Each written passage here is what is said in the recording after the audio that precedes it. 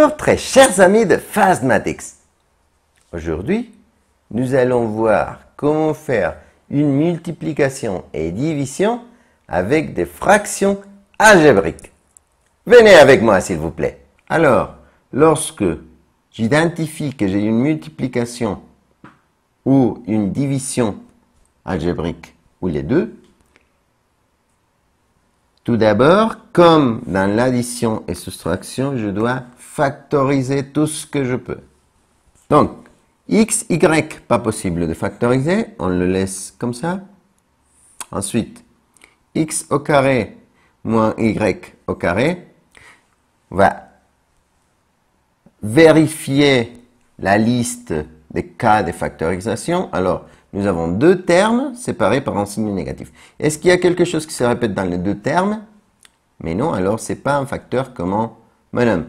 Est-ce qu'il y a des parenthèses qui se répètent? Mais non, alors ce n'est pas un facteur comme un polynôme.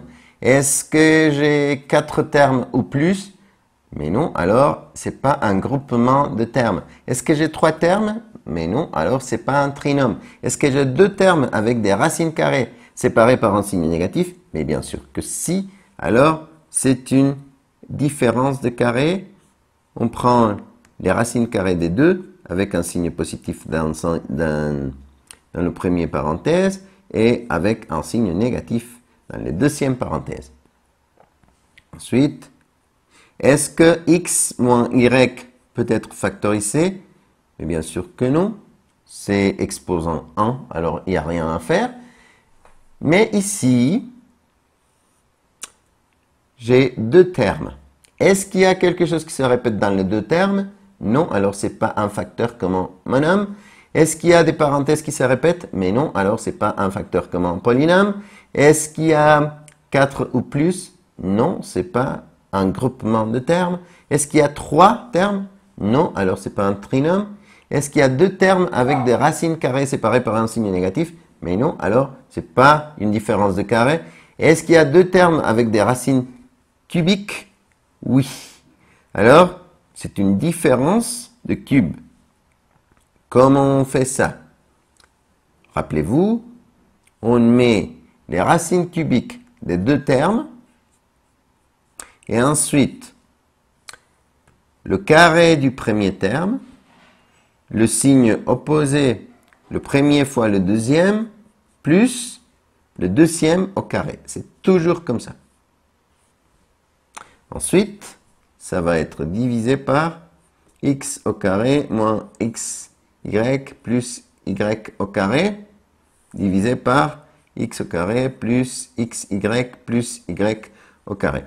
Et pourquoi est-ce que je n'ai pas essayé de factoriser ça?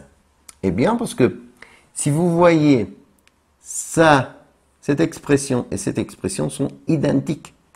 Et toujours, lorsque vous factorisez une différence de cube ou une addition de cubes, ce n'est pas possible de factoriser ce qui est dans le parenthèse les plus grands, l'expression la plus grande, les 3 termes.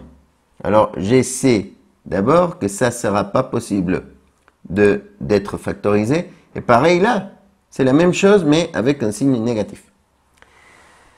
Maintenant, lorsque vous avez une multiplication, vous pouvez tout mettre sur la même ligne.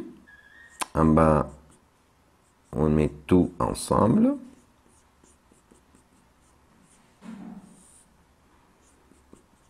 Et lorsque vous avez une division, vous pouvez flipper.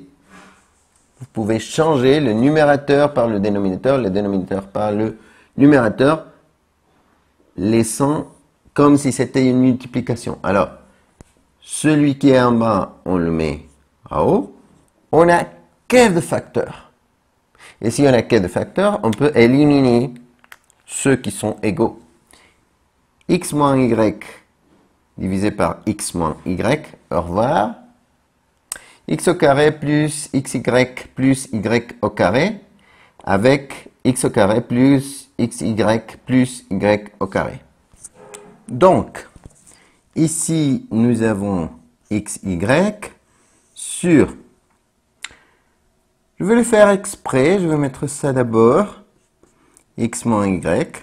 Ensuite, je vais mettre X plus Y fois X au carré moins XY plus Y au carré.